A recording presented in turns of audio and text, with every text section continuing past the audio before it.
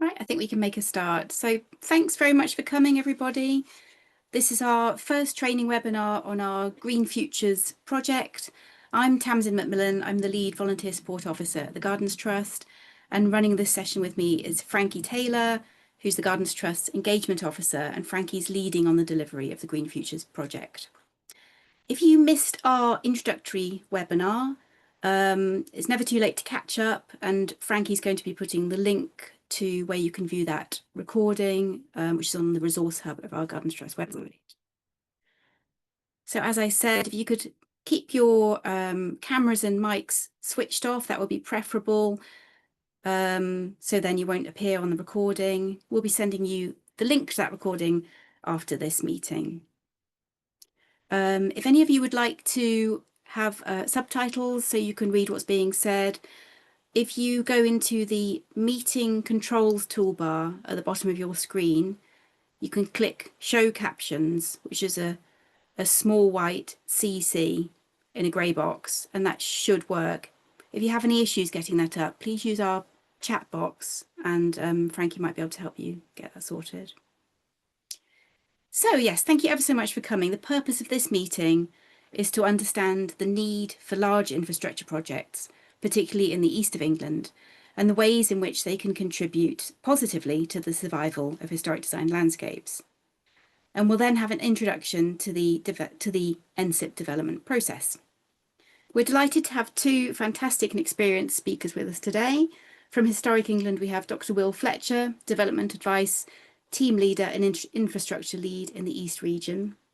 And from the National Trust, Joe Barnes, National Strategic Lead for Covenants. Thank you ever so much for coming to speak today, both of you.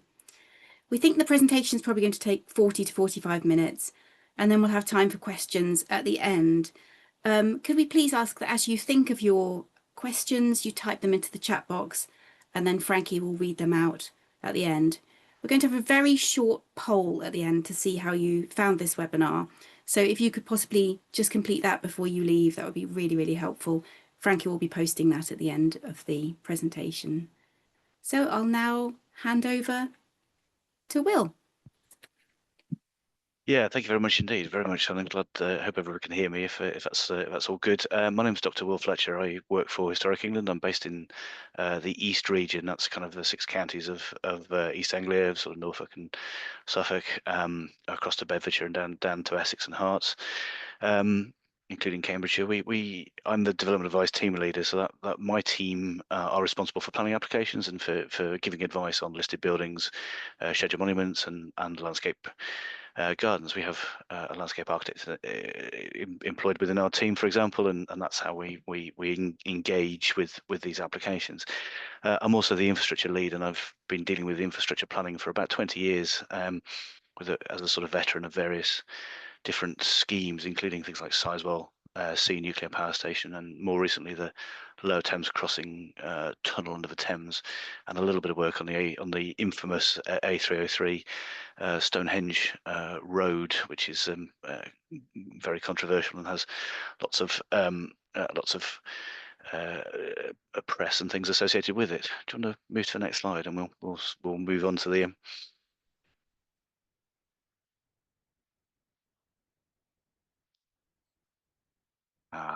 brilliant, thank you. So what I wanted to do today was to just give it a little bit of an introduction before I pass to Joe, about the sort of current challenges and opportunities associated with kind of infrastructure problems or issues, and to deal with the kind of the larger the reasons behind why we have so many infrastructure projects at the moment, and the issues that are sort of underpinning that. It helps to kind of put that in context, really, just to give everybody a bit of a kind of sort of understanding about where we are.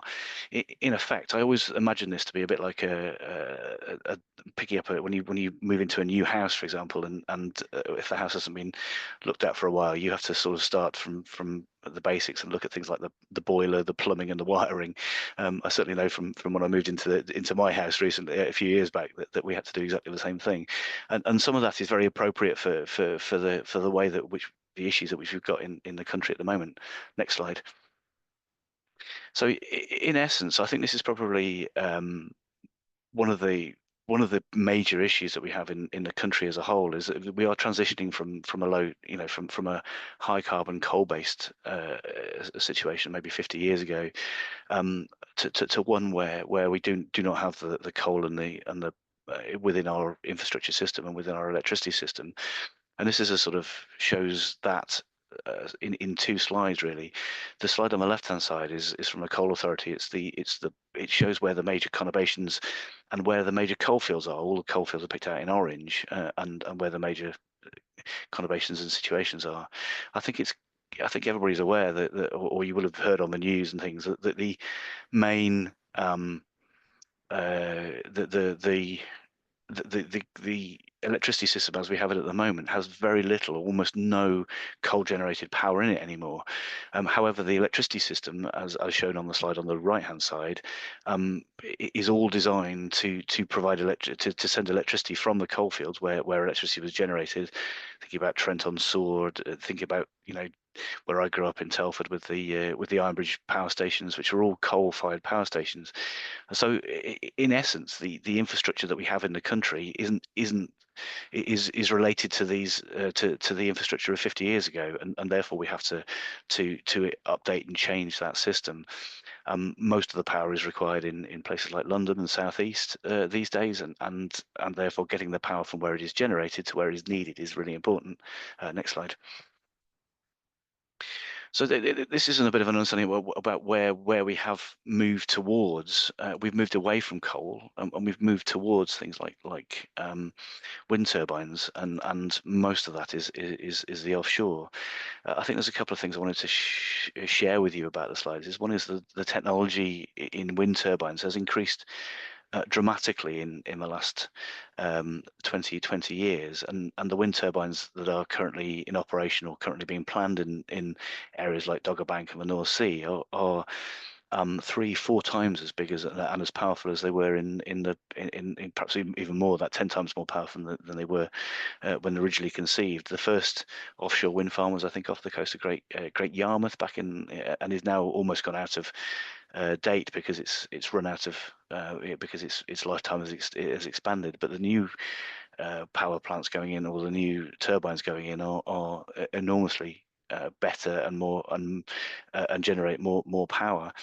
And the coast or the landscape of Britain's sort of coastline is ideally suited to this kind of work. And you can see from the image on the right hand side that a lot of sort of continental North Sea areas were effectively land. And back at the end of the last ice age, as the ice retreated, the water levels have risen, and have submerged the landscape, which was once connected us to Europe and once connected and was once habitable within the last 12,000 years or so. The array of turbines that we can now that are now being proposed are able to cope with a sort of range of different depths and can be sort of anchored in different ways, so that this area has been very attractive for power generation. Therefore, this is essentially the area where much of our new power has been generated. Next slide. And this is an understanding of where those wind farms are. This is a kind of free interactive map that you can go to on the internet, which has a sort of where you can actually see where all the proposed wind farms are. And you can see from off the east coast, which is why I've been involved in infrastructure projects for so long. We've got a very large number of offshore wind farms that are situated within the North Sea areas. All that power then has to get back on land and then has to be linked back to the grid again in order to make it viable and make it useful. You can see the recent cases that maybe people may be familiar with in the East region, people at a place like Norfolk Vanguard, Boreas, the East Anglia 1 North 2 and 3 4 hubs, and the Hornsey project, all of which have been generated relatively recently. Those of people in Lincolnshire will be familiar with things like outer dowsing and that. The issue and one of the concerns for planners and people like myself is that when that gets on land is the amount of infrastructure required in order to generate or to move that power from where it is generated, from the tip of the turbine to to the Teslas in London or to the electric cars in people's driveways is quite immense, and that is, you know, where we need to do more work to improve that. This image on the right hand side shows that the land take in Suffolk at the moment related to things like Sizewell nuclear power station and the offshore wind farms that are proposed in that area, including all the substations and the hubs, and that is that's something that is you know, clearly something that becomes a planning matter and needs to be managed carefully. Next slide.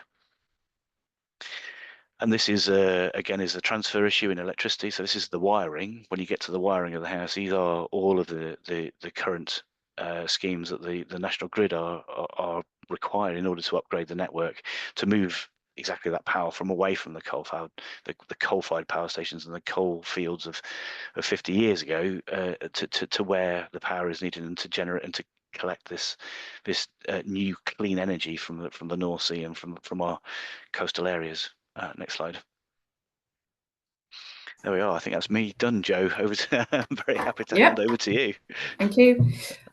Welcome, everyone. Joe Barnes. I'm just going to go very quickly and give you a bit of background on myself so I don't interrupt the flow too much. Worked in the heritage industry for about 30 years, predominantly conservation of parks and gardens. I'm a trustee for the Gardens Trust. My current role for the National Trust is managing 35,000 hectares of covenanted land. So it's about 51 fell bricks, if that helps you visualize that.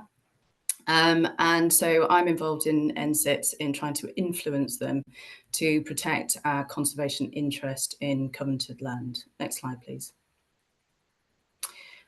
So we just heard Will talk about energy infrastructure and energy alternative energy sources. I'm going to talk about water scarcity and water infrastructure, but both of these resources are key to managing parkland sustainably. So we need water and energy for livestock management, water and energy for any diversification. So a lot of parkland have got a sustainability model for their financial modelling, which involves visitors, and we need water and energy for plant health and plant management, so mowing, chainsaws, etc. So it is vital that these resources remain plentiful and affordable so that we can sustainably manage our parkland going forwards. Next slide, please.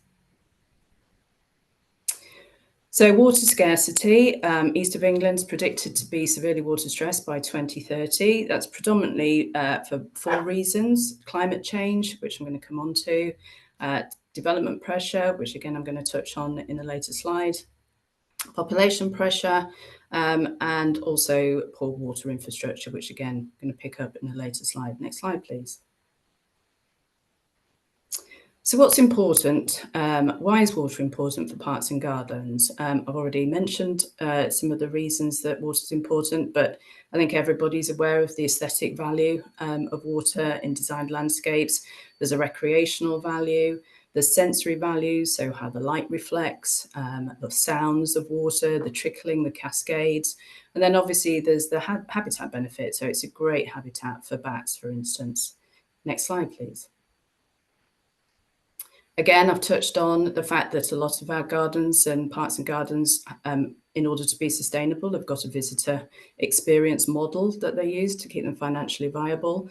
Again, water is absolutely critical for that sort of business model, either for catering or toilets or for land management, for livestock, and critically, obviously, for plant health and plant growth. And in that experiential space, it's about sustaining that floristic interest throughout the whole of the year. So you've got the seasonal variety. Next slide, please. So why are those features vulnerable to climate change? I think everybody's aware that climate change is about rising temperatures. So we've got drier, longer, hotter summers and wetter winters. But the element around water relates to rainfall, and that's to do with humidity. So for every 1 degree that the air warms, it holds 7% more water. So when it does rain, that rainfall is intense. And in fact, what we're having is 10% more rainfall than we did in 1860. So why am I talking to you about water scarcity, you may ask? Next slide, please. To be able to understand about why we're talking about water scarcity, we need to understand the water sources. So there's two main water sources: surface water, which is water that falls onto our land, then runs off and is collected in rivers and streams and runs off into the sea. The other water source is groundwater, which is where water, rain, falls on porous land, and that's infiltrated, percolated down into the aquifers and stored below ground. So what's happening in the east of England is we've got the early hot temperatures, very much like we have at the moment, which are baking the ground and making it impermeable. We've also got the development where we've got more concreted land. And so that recharge of the groundwater is not happening. So groundwater is declining. Next slide, please. And that would be fine if you lived in Wales, because in Wales, they've got 91 reservoirs and they capture all of that surplus rainfall water, and that's what they use as their potable water, their drinking water. However, in the east of England, 50% of our water is collected in just 8 reservoirs, which constitutes the capture of the surface water. The remaining 50% is groundwater, which is this diminishing, declining water source that I've just articulated. And hence, that is a challenge for drinking water moving forwards in the east of England. Next slide, please. And that is why Anglian Water are looking to create 2 reservoirs to supply water or capture all of that surplus rainwater, that surface water, capture it and provide additional resource for drinking water to offset some of the challenges around water scarcity and that groundwater issue. If that doesn't happen, then there are likely to be impacts on abstraction. So we need licenses to abstract water out of rivers. Those licenses could be revoked for non-priority businesses. The other factor that we've seen plenty over the last 10 years or so, which are hosepipe bans, is the other thing that could happen in the summer. Next slide, please. So how does all that knowledge that we've just learned about water and water scarcity, how does that impact our design landscapes? So this is Sheffield Park, which is a capability brown landscape designed in 1776. So it was about 20 odd years after his disastrous dry lake at Stowe. So he'd started to learn how to look after some of the big lakes. So the big lakes are online. So they have a constant water source, which is the River Ouse running through them. So they're okay. They're resilient to climate change. Next slide, please. But if you look at 10-foot Pond and Middle Lake, they are served by a spring. So they are their water source is groundwater, which is the one that we know is going to be vulnerable to climate change. And in fact, they were actually running short of water in the 19th century, which is why the fish pond was created. Unfortunately, the fish pond is served by an abstraction license from the Ouse, from the 2 big lakes at the bottom. You could probably see the pump house, the water's pumped up to the fish pond, and then the fish pond is used to top up the 10-foot pond of the Middle Lake. So there was already an issue around water, plentiful water in the 19th century. That has now been compounded by the challenges that are potentially going to happen around abstraction licenses. And in fact, the fish pond is normally empty at the moment, and we are struggling with levels in the Middle Lake and 10-foot pond already. Next slide, please. This is really just to suggest that 19th century lakes rely on pumped and abstracted water significantly more than maybe older designed landscapes. Crystal Palace always had a challenge around water anyway, because there's such an extreme amount of it within the design. It was reliant on a borehole at the bottom of the hill, which is to the right in between number 13 and 14. We've lost the license for the abstraction there, and the reservoir at the top, which was also part of the water source for the fountains, is now used for potable water, drinking water, so it can't be used within the design landscape. So effectively, the remaining water features of this design landscape, number 14 and number 6, are no longer have a water source other than the surface water and are struggling. So number 14 is pretty much dry all of the summer now. Next slide, please. And then you'll be amazed just how many really significant gardens are reliant on tap water as their main water source. Some have diversified a little bit, but normally with abstraction licenses and boreholes, which we now know are all vulnerable to climate change. So what can we do about that? Next slide, please.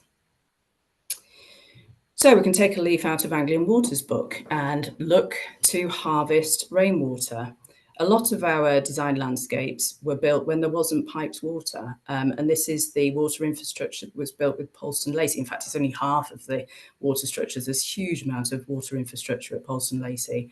And the National Trust are looking to reinstate the garden reservoir, which is the picture that's shown there, to ensure that we have water security moving forward and resilience within our gardens, looking after our gardens. So definitely something everybody should be considering is looking at their own water infrastructure in line with what Anglian Water are trying to do for the rest of the country or for East of England. Next slide, please. The other benefit from having water storage is the mitigation of flood. So if you've got water, surface water that's being captured and held upstream and either stopping it getting to the river or slowing its flow into the river, that can mitigate downstream issues with flooding. So this is poor old Bateman's that's now flooding about 7 times a year. None of this is from the river, even though there is a river at the bottom of the garden. It's all surface water. So these sorts of things can be mitigated by storing water elsewhere upstream. Next slide, please. So just to summarise that section, there's a lot of key features in parks and gardens that rely on water, but many of them are vulnerable to climate change, especially in relation to abstraction of water supply, groundwater supplies. So without this investment, this new water infrastructure investment, both nationally and probably at local levels as well, I think we do need to resign ourselves to the fact that we will lose some of these significant features. So in order to support the sustainability of design landscapes going forward, we really need to engage positively with the planning process, and Will's going to talk about that in a bit more detail now. Over to you, Will.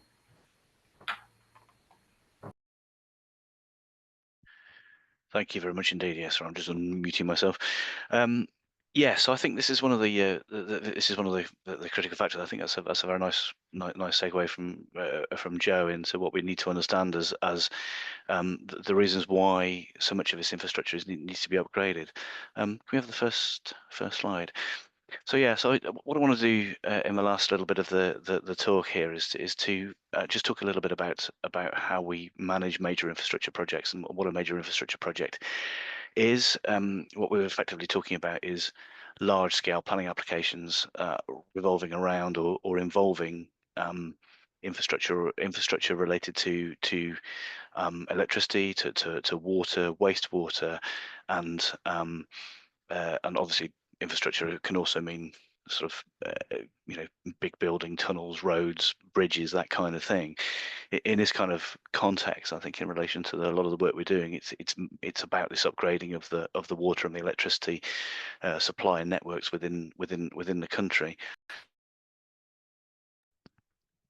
So this is a slide that sort of explains much of what underpins the structure of planning applications in the UK is the environmental impact assessment regulations. Originally, this was a European designation, and since 2000, well, recent changes in with following Brexit and leaving the EU, this has been adopted into UK planning policies.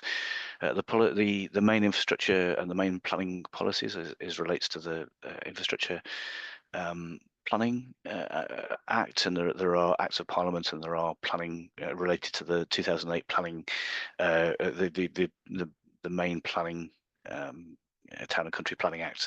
So you can see that the standard planning application and major infrastructure projects are handled slightly differently within the planning system, and the major infrastructures relies on environmental impact assessment kind of regulations and approaches in order to address the need for big planning and big planning changes. this is what I call the mitigation triangle. It's something that we created to help put together to understand the idea within a large planning application is that the applicant puts together the planning application, and that planning application seeks to avoid harm to a range of different assets. In our case, in the case of Historic England, this is historic environment. However, there are other statutory consultees like ourselves, for the Environment Agency and Natural England, who will deal with biodiversity, natural features, landscapes, that kind of heritage coast, that kind of thing. So the idea is that the applicant seeks as far as possible to avoid impact on important features, designated assets such as parks and gardens, which are registered, scheduled monuments, for example, or listed buildings. If they cannot avoid impacts, then the approach would be to seek as far as possible and as within terms to minimise the impact. So therefore, we are, looking for applications that have identified what those key issues are, and then sought to either avoid or minimise those impacts. If they cannot avoid or minimise, or if that infrastructure or that development is deemed to be in the public interest or is so vital, then that it has to, or that it involves harm to either the historic environment or to various features, then the situation is we move to one of mitigation, and in the worst case scenario would be offsetting that harm. There are lots of issues, there are lots of discussions and lots of things going on at the moment about biological net gain, about impact assessment, about public benefit, and all those things within that kind of offset and mitigation scheme realm. But essentially the principles are to avoid and to minimise impacts, and that's where we get to. Can we have the next slide? So this is a little bit about the development consent process. This is about how an applicant would put together an application. It's very process focused, and unlike a planning application where you apply to the local authority for your application, this is very much a process which is set out in legislation, and it focuses effectively on the 6 stages of an exam, what is called an examination, and this is the process of an application. The most important, I have to say that within this is set out very nicely across the bottom of the screen in 6 equal sections, but actually the most important bit is that first left-hand arrow, where it's marked pre-application, because 90% of the work that we do within an application is based on pre-application. That is the applicant seeking to identify what assets are important within an area that they are working in, finding out what the significance of the assets are, consulting local people and statutory consultees like Historic England and Natural England, consulting interested parties like the National Trust and the Gardens Trust and people along those. So there is a role for a number of groups of people, including ourselves and the Gardens Trust and other amenity societies within that pre-application role, and that is where the most of the work and the good work that we do is focused on. That is essentially about identifying what assets are of value and where the harm will fall or is likely to fall within those, and how we mitigate and how we manage that process within the EIA framework. Once we get to acceptance, pre-application, examination, and decision making, those are all processes which are run by the planning inspector, and all the planning inspectorate and then the Secretary of State. So they will take an application, they will assess the application as to see whether it meets their criteria. Then there is an examination period, which is an open forum in which people can make comments, and then the decision is made by the planning inspector and then the Secretary of State for that time. Once it gets to post decision, that is where work is then mitigation, any kind of on work is decided. Next slide. That is very much sort of segueing into our next case studies where we're going to be looking at a few of these case studies in greater detail. Hopefully that window will give you just a bit of an opportunity to understand how these applications are put together, and then we can go into some more details at the next webinar about what these cases are and how they will work within the just exactly what an application looks like, how many cases have been, you know, some case studies relating to this kind of infrastructure in relation to parks and gardens. Can I hand you back to Tamsin and Frankie? Yes, thank you very much, Bill. Thanks for that. I think that was a really fascinating look at water and energy. Actually quite scary what the future holds and what climate change is to the table. I'm now going to just ask Frankie if there are any questions in the chat box. There's plenty of time for questions. Yes, please do put any of your questions in the chat, because now's the time when we can answer them. Tamsin, I think your sound's gone a little bit. I don't know if it's just me, but you might want to switch your mic off and on again. Okay, thank you. And we'll just wait for some questions. And people are free to switch their cameras back on and put your hand up if you want. Now we've got Joe and Will in the room. Now's your opportunity to ask any questions about the process or historic design landscapes.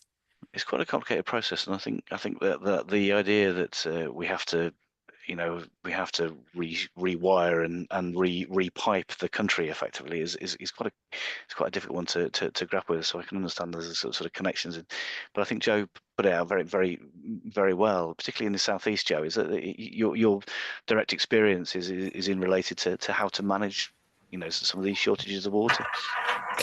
It is, and as I say, water storage is the way forward, but you'd be surprised just how few sites actually think in those terms and have predominantly looked at boreholes, I think, in the southeast, because the go-to in the southeast is the aquifer that predominantly provides 70%, over 70% of the water for the southeast. So needs to be a real cultural shift in thinking as to how we capture and use water.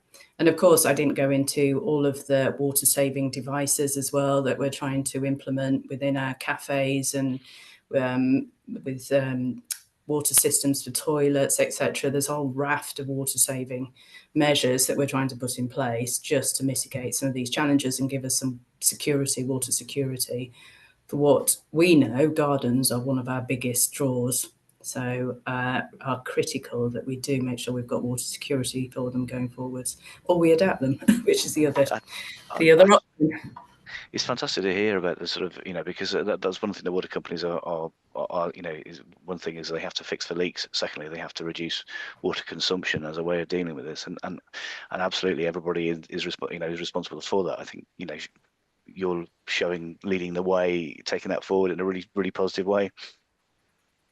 Yeah, we're trying to. There's lots of other sustainable ways of managing gardens as well that don't rely on reducing water, but retaining water as well. So mulching and various other things. So yeah, exciting stuff.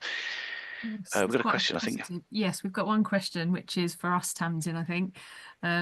Have the Gardens Trust been reinstated as statutory consultees? And that's from Elizabeth. I think the first thing we should say is that we are still currently at the moment statutory consultees. So that hasn't changed. However, we don't know what the next few months are going to hold, really, and we're very intent on fighting the government's proposals. So what we intend to do in preparation for a consultation that's going to happen at some point, we don't know when, over the summer, is that we'll be probably coming back to you and all of our supporters to help make the case for our work and our role as a statutory consultee. And we'll contact you all about that in due course, because there might be things that you're able to do to help us. But no, things are a little bit uncertain at the moment. We are very intent on fighting them, aren't we, Tamsin? Yes. Planning applications for federal registered landscapes. We've done it for 30 years now. So formally as the History Society, and then the last 10 years of the district. So something that we're extremely experienced in, and acquired a lot of knowledge from our conservation team and conservation officers, and then working with the local county Gardens Trust. I think you're passionate about it and need to hang on to it.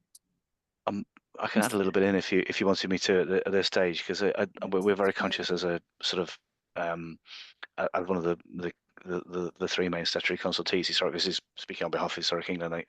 That this process is part of a consultation the government is trying to do on how to speed up the infrastructure process.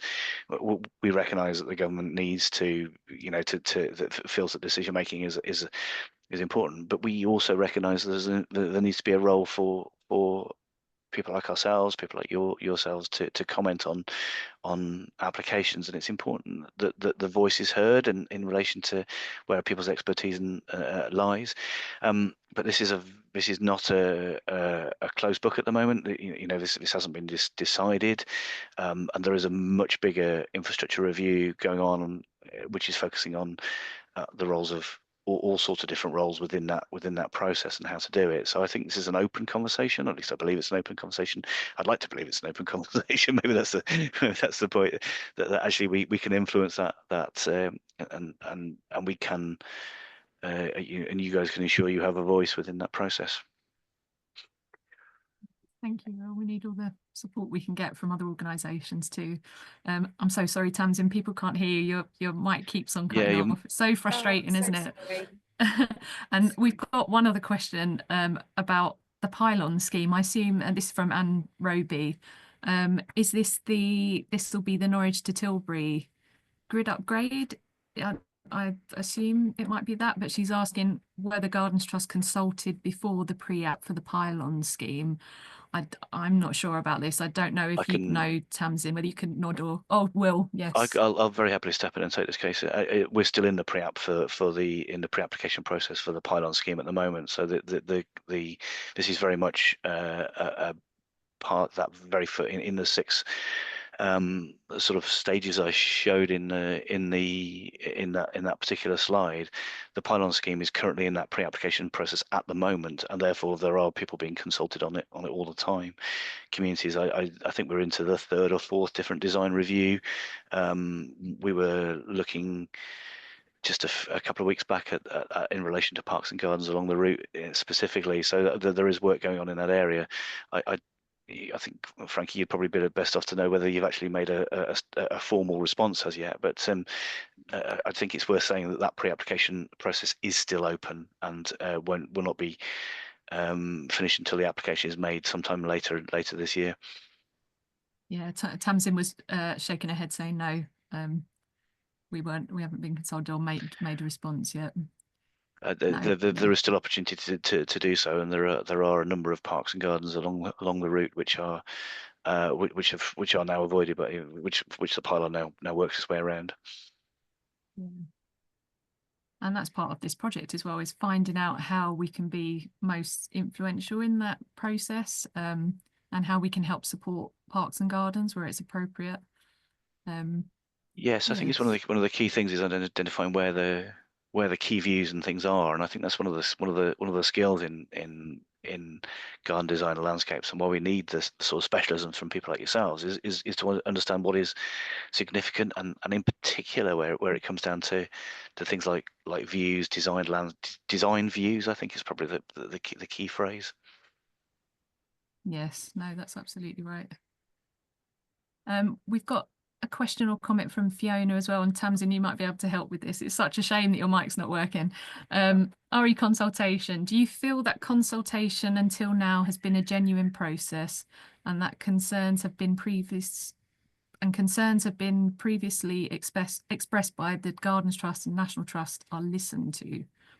This is quite a meaty question. I have some very good experience with that. Yeah, I'm happy to go. I worked on very closely with the National Trust, for example, up at Blickling, up in the northeast corner of Norfolk, not quite the northeast corner, but you know what I mean, that bit of Norfolk on the far other side, where we had some issues with, particularly with I can't remember which wind farm it was coming through the the park to ensure that the consultee was made. And so yeah, I believe in that case, and I think from personal experience that was a very positive engagement through the examination process between the National Trust as landowner and as a interested party consultee, plus ourselves, in order to make sure that the impact of the just to give you a very quick snapshot of that, in that particular case, the cable corridor was moved out of significant bits of the park into areas of the park where there was less significance, and then the land was then compensated or and replanted afterwards.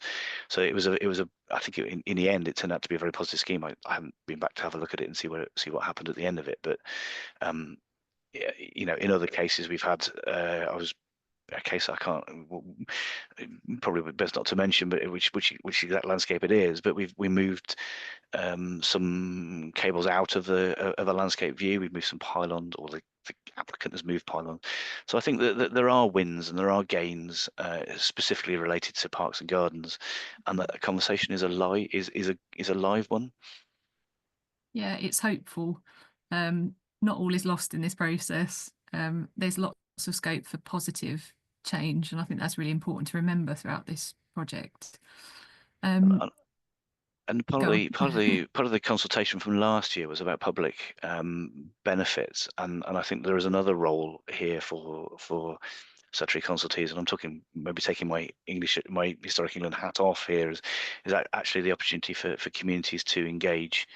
There has been consultation recently. The government, the previous government, this government have set out to consult people on what that might look like. I don't know where the future of that will go, but there is definitely I think some conversation, or at least some open conversation about what, if you have to have, you know, because we've had to change the scope of infrastructure from where it was in the 50s and 60s in the post-war era to a different part of the country where electricity is now generated, is how do we then manage that process within the communities in those areas? And I think that should be an open conversation and needs to be had. Oh, it's really interesting, lots of interesting challenges.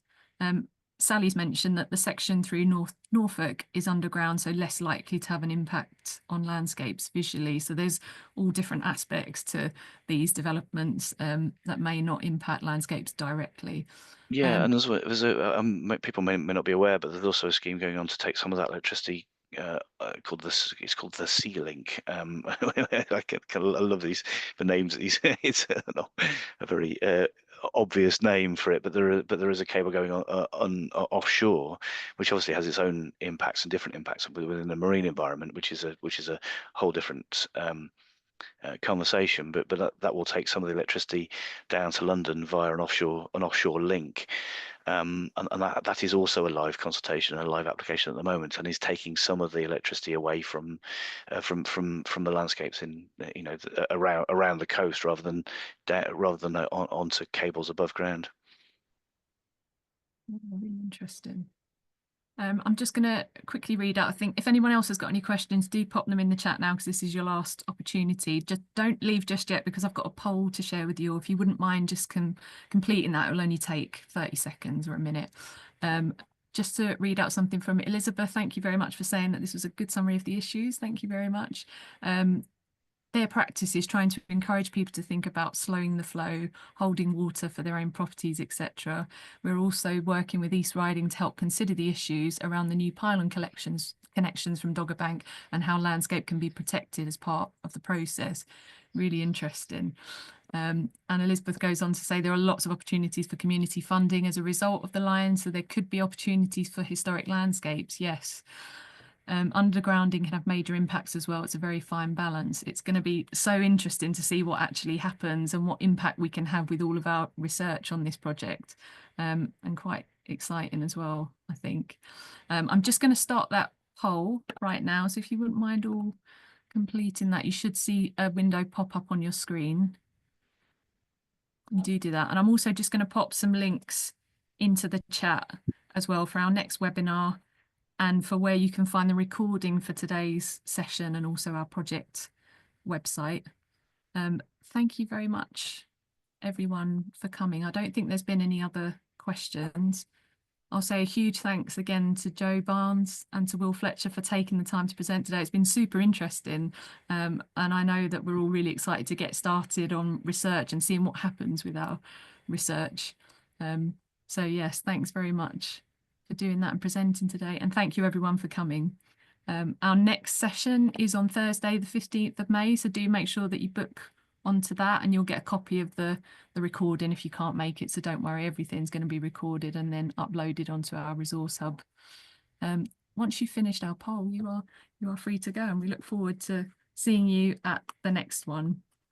Thank you, everybody. Thank you very much indeed. Thanks, everyone. Thank you.